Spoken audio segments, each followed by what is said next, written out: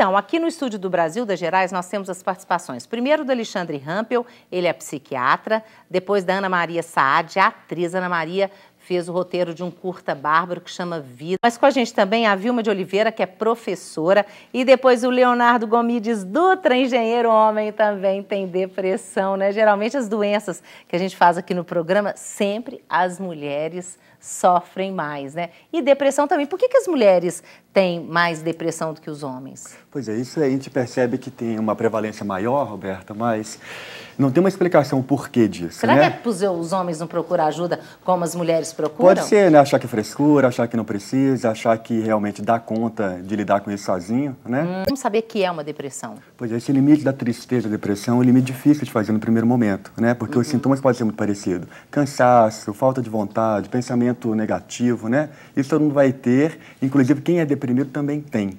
Agora, qual que é a intensidade disso? O quanto que isso está realmente me atrapalhando? O quanto que isso mudou o meu jeito? E o tempo de permanência, Exatamente, né? Porque a depressão não é algo que acontece, dura algumas horas ou 1 ou 2 dias e depois melhora. É um quadro mais arrastado, mais crônico, né? E tem tratamento, né? Tem tratamento também para além do remédio. Pois né? é, porque esse remédio, você viu aí, né?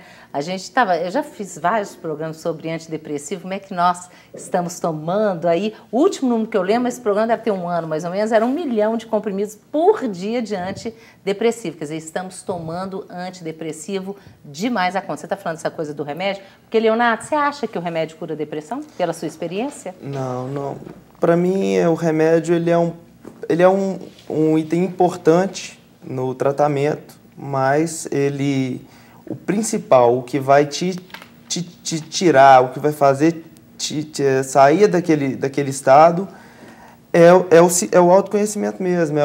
Então é o tratamento, no meu caso, foi o tratamento psicológico, né?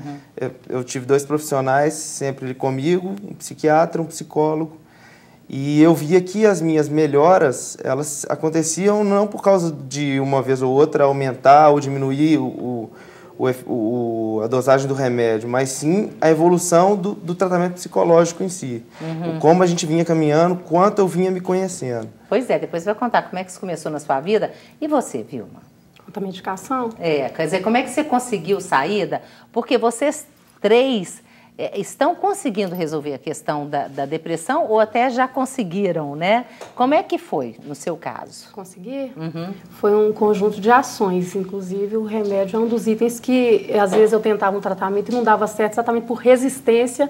Eu falava tomar remédio não, mas dependendo da gravidade, da intensidade, ele é necessário sim. Inclusive, eu sou uma pessoa assim, muito ansiosa, então, quando ia gravando muito, começavam a aparecer as doenças psicossomáticas. Eu comecei a empolar o corpo todo, a ter ataque de asma, então, eu comecei a chegar a ter que ir para o pronto-socorro. Então, eu necessitava de remédio também. E aí foi um conjunto de ações. Psicólogo, psiquiatra, remédios, a minha família, meus amigos me ajudaram muito. Deus em primeiro lugar também. Eu fiz uma campanha na minha igreja, é impossível, mas Deus pode, que a fé também. A fé é essencial. Se a gente não crer que um milagre vai acontecer na vida da gente, não vai acontecer. Então, foi esse conjunto de coisas. E tanto que você está escrevendo a sua história, essa coisa de escrever, eu acho que é bom, né? Você tira assim, joga para fora. Seu livro não está pronto, não, mas aí ela só trouxe a capa aqui, só para mostrar para vocês que eu posso ser feliz. Quer dizer, aqui é uma escadinha, né, que você faz, né? É um processo subindo, melhorando, crescendo, né? E é um casulo. Você viu? Um casulo. Tô vendo. Que a gente, quando a gente está deprimido, a gente se sente assim, atado, preso, sem conseguir concretizar os projetos, viver. A gente às vezes não consegue nem sair. Né? Às vezes a gente tem até vontade de sair. Eu fiquei um ano ou 2 sem conseguir ir a festa nenhuma, ir a lugar nenhum, eu não conseguia ir. Então, assim, a gente se sente um casulo, preso, e quando você consegue se libertar, faz um tratamento, fica bem, você fica uma borboleta, feliz, coisa, né? Leve, livre, entendeu? É a metamorfose, e bela, né? Que a borboleta é colorida, é bonita, com certeza. Né? Agora, e você, Ana Maria? Ou seja, você agora tem o blog e depois no segundo bloco, nós vamos abrir o segundo bloco com imagens do curta dela, que chama-se Vida, né? Como é que foi essa coisa de você ter feito o blog e o curta também foi uma forma de você tirar para fora aquilo tudo que causava sofrimento? Foi assim, acho que se eu não tivesse feito isso, eu não estava nem aqui hoje. Assim, porque foi na fase Eu já tenho depressão há mais de 15 anos, então o ano passado eu tive uma recaída horrorosa. E aí eu falei, nossa, agora eu não aguento mais, né? Viver com isso desse jeito. O que é viver com isso desse jeito? É essa falta de interesse pela vida, não ter reação, é uma imobilidade. Não tinha vontade de fazer nada, ficava assim, dias até sem tomar banho. Sem perspectiva, né? Mas não tem perspectiva, não tem esperança de vida. Parece que o não mundo está tem... se fechando em volta de você, assim. Parece que tem uma bola de ferro, assim, de 1 tonelada no teu pé e você não consegue se mexer. E aí é interessante porque tem o hábito, não, é falta de força de vontade, vão lá, né? Veja o lado positivo da vida, você dá conta. E não é isso. Por né? isso que eu brinquei com a assassina, porque foi numa fase que eu estava assim. E aí foi quando eu falei, não, agora é a hora de encarar isso de frente, aceitar. Foi o primeiro passo. Aí eu falei, então vamos. Como é que você fez? Como é que você conseguiu aceitar? Porque demorou um tempo, Demorou né? muitos anos, né? Assim, uns 16 anos para eu aceitar. Isso foi ano passado, eu tenho desde criança. E aí, no ano passado, não tinha mais o que fazer. Ou era isso ou eu ia morrer, né? Porque não tinha. E aí foi quando eu comecei a escrever.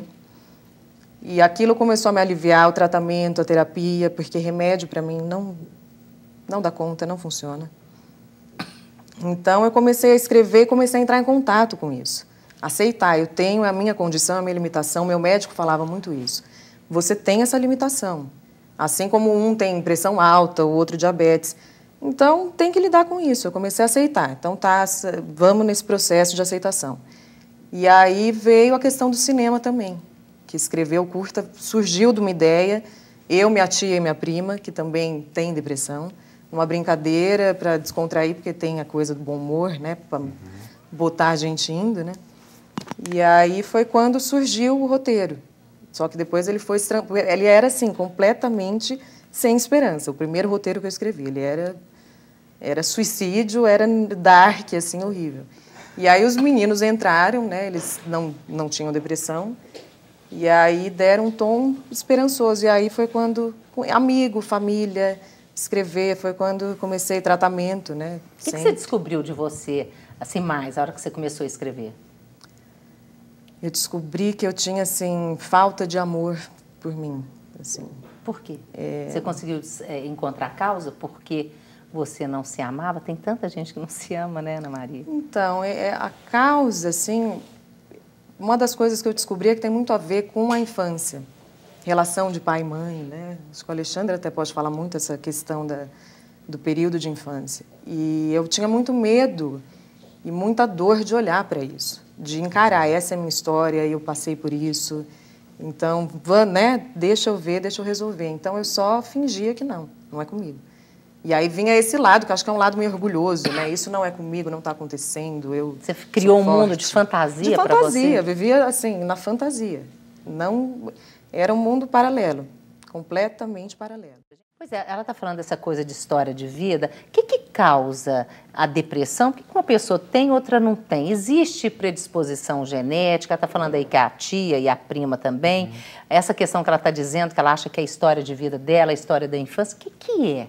Pois é, quando a gente fala de depressão ou qualquer outro quadro psiquiátrico, de sofrimento mental, a gente não pode restringir ao orgânico, à criação, ao meio, né? A gente tem falado muito do biopsicossocial, um pouquinho de cada coisa. A sua genética, ela sim, ela pode favorecer um quadro, a forma como você foi criado, o seu desenvolvimento psíquico para poder reagir às dificuldades da vida também, se ele foi um desenvolvimento mais frágil, vai comprometer. E o meio que a gente vive hoje, né, que é um meio extremamente competitivo, né, o mercado exige isso, as crianças e adolescentes já nascem e convivem com isso de uma forma muito mais precoce do que a gente. Então, é um pouco de tudo, né, que acaba culminando no quadro depressivo. Pois é, essa coisa de um pouco de tudo, né? Mas, por exemplo, no caso dos 3, tantas, né, e de milhares de pessoas que têm depressão, poderia ser diferente? Quer dizer, a pessoa há como prevenir, quer dizer, posso prevenir para não ter depressão? Entendendo depressão como essa doença, né, e não a questão da tristeza que é normal, né, que é esperada. Eu falo que o ser humano ele não é um pé de alface, ele vai chorar, ele vai rir, ele vai comemorar, ele vai ficar frustrado, né? Isso faz parte da vida da gente e vai continuar fazendo. O problema é que talvez estejamos cada vez querendo menos isso, procurando pelo da felicidade, procurando terapia milagrosa que vai com que a gente nunca mais fique frustrado em relação à vida. Agora, a partir do momento que nós percebemos, que eu achei muito interessante, Roberta, a questão do remédio foi importante para a Vilma, né? Também, mas Já não foi importante para a Ana, nem para o Leonardo, né? Ou foi importante, ele mas foi, não mas tão ele precisou de quanto, outras né? coisas. Não tanto quanto, Isso, né? talvez. As depressões, principalmente as mais graves, aquelas mais melancólicas, né? Que tem um fundo, digamos assim, mais biológico também, né? Os remédios, eles têm um papel fundamental, né? Eles são importantes. E a terapia, encontrar uma forma de colocar para fora aquilo que se sente. A gente estava conversando, né, um pouquinho, Ana, antes, que a Ana fala que na terapia ela não consegue saltar, né, que ela não fala muito, né? Mas, em compensação, produziu um roteiro onde ela colocou exatamente aquilo que ela estava sentindo. Né? A forma de expressão não foi pela fala, mas foi por outra linguagem. Né? Sou professora, Nasceu os um alunos, livro, né, cada um tem uma né? forma, né? Nasceu um livro dessa condição tão difícil que é a depressão. Né? Esse foi uma maneira também que eu encontrei de me ajudar, né? A coisa de escrever, eu gosto muito de escrever, então eu passei a escrever para mim mesmo, não tinha ninguém para conversar. Aliás, eu sempre fui do tipo que tenta resolver o próprio problema. Então, escrevendo para mim mesmo era uma forma de eu desabafar. O que você falava para você, hein, Leonardo? Eu falava, assim, porque quando os sintomas de depressão, um dos sintomas aí pensamento confuso, lento, então, e muito dinâmico também, às vezes, negativo, apesar de lento, mas dinâmico e negativo e tal. Então, quando eu estava num certo quadro, que eu falava, não, peraí, tem que registrar isso que está passando aqui na minha cabeça, porque daqui a pouco já mudou, e aí eu posso conversar com alguém, eu posso tratar dessa parte aqui, desse processo que eu estou passando, por exemplo, hoje, só. Né? E agora, a respeito das entrevistas que a gente viu aí, tristeza e depressão, assim, quem tem depressão é inconfundível. Não dá para confundir uma coisa. É muito drástica, né? É muito drástica e outra. Quando eu descobri que eu era com depressão, eu fiquei feliz. Fiquei muito feliz porque eu achava que eu estava louco e que eu estava passando por algo que ninguém nunca tinha passado. E aí o que você pensa? Pô, ninguém passou por isso, eu vou ter que... Como é que vou resolver isso? Pois é, depois eu quero saber, porque foi também na infância, né? A depressão, não. A depressão veio estourar aí há 2 anos atrás. Ah, tá, mas é porque você acha que tem a ver com a sua infância, né? Ô, Ana, você é atriz também, quer dizer, você é atriz, né? A sua profissão, mas você também participa do curta, né? De certa forma, você reconstruiu aí a sua história? Não, na verdade, eu me toquei, falando com o Cláudio, né, sobre o filme, eu me toquei que as histórias que eles falam na reunião tem muito a ver comigo. Que ela fala que finge que está tudo bem, do almoço com a família, o outro que não quer falar. Mas a história da personagem mesmo foi uma inspiração, foi inspirada na minha tia. Assim, essa coisa de você ter filho, eu imagino, deve ser muito difícil. Né? Você ter filho, você se sentir mal e ao mesmo tempo você tem que cuidar de filho. Então, foi pensando muito nela, assim, que é uma pessoa que eu admiro muito, ela está com 60 já e está aí firme e forte, assim, passou a vida inteira com depressão. E como é que foi, hein, fazer esse filme? Quer dizer, primeiro escrever, depois participar. Porque mexe, né? Muito. Mexe com a gente. Como é que você deu conta? Não sei também, porque eu não sei. Eu acho que teve muito dos meus amigos, que é os que dirigiram o Vinícius e o Jason, eles me deram muito apoio na época, muito apoio. Tanto que eu não queria fazer o filme, eu falava, gente, vamos fazer outro curta, não vamos fazer esse agora, porque eu estava péssima, né? Não estava bem. Mas foi... Agora, você foi, de certa forma, quando você começou a escrever e depois você vê o produto final pronto, o que mudou na Ana? Aceitação. Foi quando eu aceitei que é um passo mesmo. Fundamental. Fundamental. Que é porque quando... antes eu fico imaginando que você devia ter raiva de você mesma. Raiva, ficar assim, enlouquecida. Eu tinha preconceito comigo mesma. Eu achava um absurdo, eu me senti mal. Eu achava... Tanto que aí tentei suicídio, né, 2 vezes. Então, assim, quando veio isso, não, agora eu tenho, então eu brinco agora que eu tô mal, mas eu tô bem.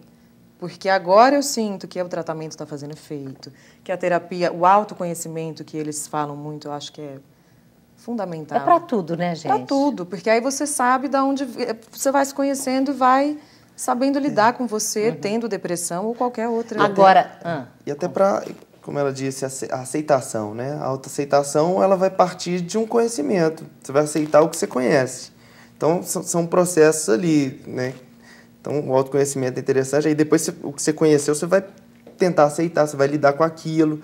E aí, a vida é dinâmica, e aí você passa por diversas situações. Agora, Leonardo, estou pensando nessa questão do autoconhecimento, depois, né, que você conseguiu se conhecer. Quem que é o Leonardo?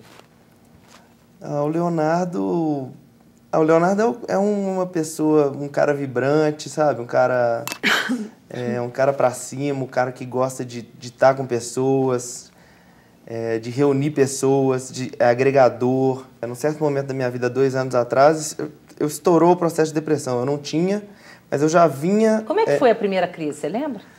Pois é, eu fiquei assim... indiferente em relação à vida, sabe? Eu ficava sem reação, eu ficava pálido, eu suava, eu não conseguia entender uma conversa, o que a televisão passava, até uma novela, que é uma coisa assim, né? Mais fácil de entender, né? Aliás, você pega qualquer capítulo, assim, você já entende a novela toda, mas eu não... Aí eu não conseguia entender isso, então aí eu falei, o que está acontecendo, né? Mas aconteceu alguma coisa antes que deu gatilho? Pois é, eu vim de um processo, aí antes de estourar a depressão, eu vim de um processo de autocobrança muito grande. Autocobrança em relação aos estudos. E você era cobrado na infância? Pois é, não. Aí que tá. Eu trouxe uma vida aí a partir da faculdade que eu já não sadia, mas eu não enxergava que era não sadia. Eu comecei a evitar um pouco meus eventos sociais, meu ciclo de amizade, essa coisa toda, e aprofundava no estudo e cada vez mais, e as pessoas ao redor elogiavam isso, né? Pois é, mas você queria era isso? Pois é. Pra poder ser elogiado e... Não era bem o que eu queria. Na verdade, era a maneira única que eu achava que eu iria conseguir atingir os objetivos, né? Porque aí na infância, o que aconteceu não é que minha família, meus pais me cobravam muito, mas eu tinha um objetivo lá esperado por eles e, ao mesmo tempo, eles não me cobravam de forma alinhada com esse objetivo. Ou seja, não uma coisa meio incoerente. Meio incoerente. Então, parecia que alguma hora, assim, era mais ou menos assim, ó, se você passar de ano, tá bom.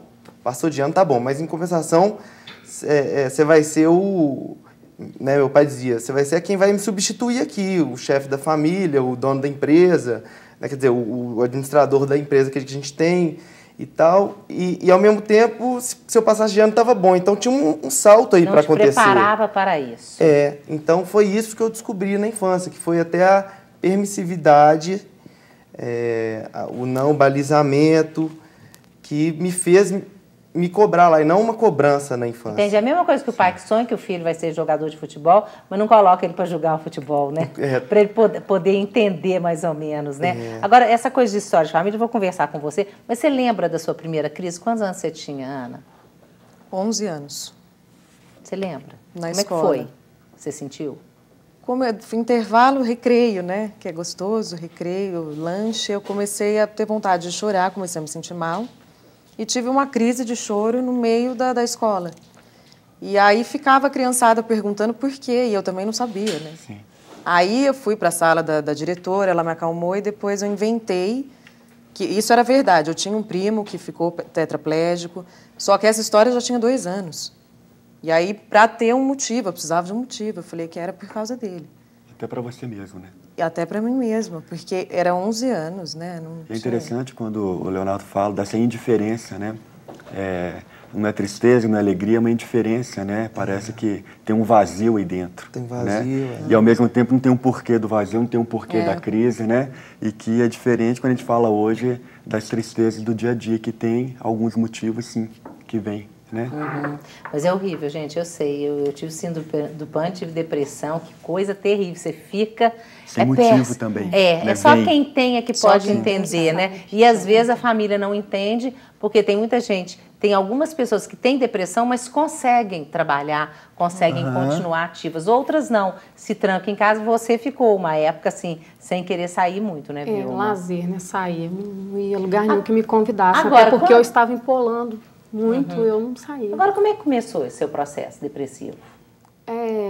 Inclusive, até isso que a gente está falando aqui, eu penso no processo de recuperação da gente é uma etapa, né? Do autoconhecimento, a gente tomar atitudes e depois mudar. Então, eu já tive 2 crises sérias e a primeira foi lá para a beira dos 20 anos, porque eu creio que a depressão passa assim por uma frustração, cada um, né, sabe o que motiva, no meu caso, uma frustração e estresse, acúmulo de atividade. No meu caso, as 2 coisas.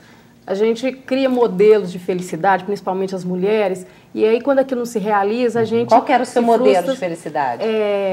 Marido, harmonia no lar, filhos, lar perfeito, eu acho que é que a maioria das mulheres idealiza, né? Um casamento perfeito, filhos e tudo.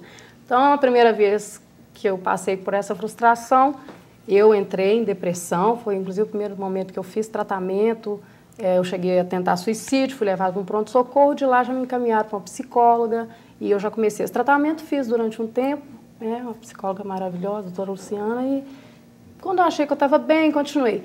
E aí, depois disso, houve outras separações, e aí, a cada momento que ocorreu uma separação dessa, é como se a minha vida também acabasse junto com essa separação, entendeu? Como se o marido fosse embora e eu não desse conta de viver sem ele. E ainda tentava remediar isso com muito trabalho. As pessoas que me conhecem lá no meu trabalho sabem, né? Além de professora em 2 escolas, eu sou cabeleireira, eu pinto, bordo e costuro realmente. Aí eu dou aula, mas no sábado eu arrumo cabelo de algumas pessoas, eu faço repasso, conserto e bordo. Aí o que acontece? Há um acúmulo de atividades que eu faço aquilo fazia, no caso, para preencher essa tristeza, na hora mesmo do lazer eu me recolhia, mas para trabalhar eu trabalhava muito. Aí acontece a tristeza da frustração, o cansaço, que o corpo da gente não dá conta de tanta atividade, aí você entra em depressão. E quando é que você mudou o foco da sua vida? Porque eu sei que você resolveu optar pela alegria, né? Pela alegria. Pelo que eu estou entendendo aqui, você achava que você só podia ser feliz se tivesse um companheiro. Isso. Não é? Às vezes a gente acha, perfeito, né? Tem que ter a pessoa ao lado. E não precisa, né, gente? Não necessariamente. Eu acho que é bom você ter um companheiro, uma companheira. É bem gostoso você poder compartilhar. Mas às vezes não é possível, né? Era isso? Você tinha medo da solidão? Quer dizer, pensava que pudesse ser que você estar sozinha, necessariamente, você estaria na solidão? É isso por aí? Sim, eu não tinha aprendido a me amar, a gostar da minha própria companhia, né? A minha companhia. E depois de fazer, como eu tinha essas terapias, campanha na igreja, meus amigos, né, me ajudaram muito também. Na última crise séria, assim, que eu estava tendo, que de madrugada eu ligava para as minhas amigas, para o meu irmão, sabe? O que é a crise séria, hein? Séria, eu tinha taquicardia da noite, que eu sentia que eu ia morrer, e eu tinha mesmo. Uma vez chegaram a colocar até um holter em mim, eu tinha. É psicológico, mas é real a doença que a gente sente. Então, eu tinha essa ansiedade, essa tristeza à noite, acelerava meu coração, assim, que eu achava que eu ia morrer. Eu ligava para a minha amiga Nalva e para o meu irmão Joselito, 4 horas da manhã, para eles orarem por mim. Eu falava assim, eu não vou amanhecer esse dia, eu vou morrer. Eu sentia que eu ia morrer. E eu escrevia cartas para minha mãe para cuidar do meu filho, que eu tenho, um de 17 e um de 4. Vai fazer 4 esse mês agora. Eu pedia para minha mãe, porque eu achava que eu ia realmente morrer. Então, isso eu acho que Aí, quando eu estava nesse limite aí, a minha cunhada ela estava passando por um processo também de depressão e ela estava sendo acompanhada e teve uma melhora e tanta. Lá na nossa igreja Getsemane tem um trabalho lá que chama Casa da Família, que eles têm pastoras, têm psicólogos que acolhem as pessoas, sabe? Tendo dinheiro ou não, eles acolhem as pessoas. E ela estava passando por esse tratamento lá, ela falou assim, ô Vilma, lá no momento até não está tendo vaga não, mas eu vou conversar com ela e vou ceder o meu horário de amanhã para você. Ela fez isso por mim, sabe? Ela me levou até lá, porque ela falou várias vezes para eu ir e eu não ia, eu não conseguia ir. E é interessante isso, né? Que às vezes a família não entende, porque sua família no princípio não entendia muito não, né? Não. Quer dizer, a família às vezes não entende, às vezes aí você afasta dos amigos, e é o momento que a pessoa precisa essa questão mesmo. Alguém. É de colo, né, gente? É colo de e alguém te pegar e te levar, que é o que eu estou Acolhimento. tentando fazer com as pessoas. Falar assim, faça alguma coisa, reage, né? Reage, É a senão questão morre do de acolhimento, verdade. do apoio. Não necessariamente é aquele discurso moralista, vai, levanta da cama, veste uma roupa bonita, gente, passa como se você não está perfume. dando É só- conta? é só um Não é abraço. isso que a gente precisa num momento desse, mas de entendimento, de compreensão. Né? É o que a Ana está falando uma coisa que eu acho linda. É a questão do abraço. É só Abraço, isso que os abraço meninos de fizeram verdade. comigo no Vida, era só abraço, ninguém falava nada.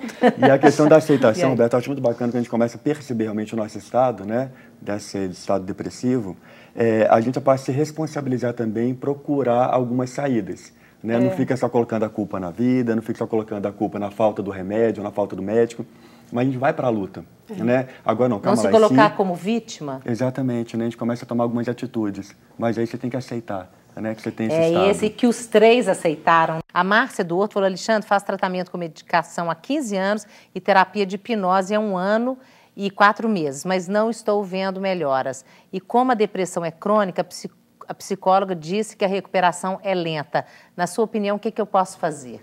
Olha só, a depressão crônica, né, 20% das pessoas que têm depressão, elas podem continuar tendo no decorrer da vida, né? Isso não é regra. Agora, a recuperação é lenta? Depende, né? Via de regra, quando você está com uma doença depressiva, começou um tratamento, em 2, 3 meses você começa a ter alguma melhora, assim, né? E aí vamos vendo a alteração da medicação, a alteração da técnica psicoterápica para poder obter melhores resultados. Não sei, a impressão que eu tenho, para mim, eu agarrei a vida assim na unha e falei, porque ou você faz isso ou você deixa de viver mesmo. Eu deixar de viver, eu digo, mesmo, é no morrer. sentido literal. Se abandona, Morrer. né? Literal. E é morrer, é suicídio, aí é o lado negro da coisa que é terrível. E uma coisa interessante que a gente tem falado aqui, que a gente falou no intervalo.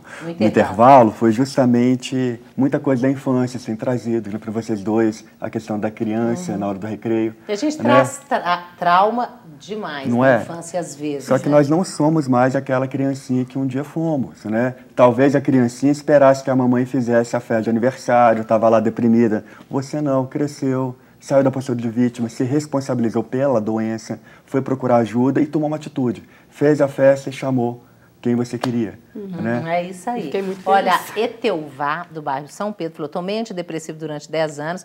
Quando resolvi parar de tomar, comecei a praticar esportes e me livrei da depressão. Você, né?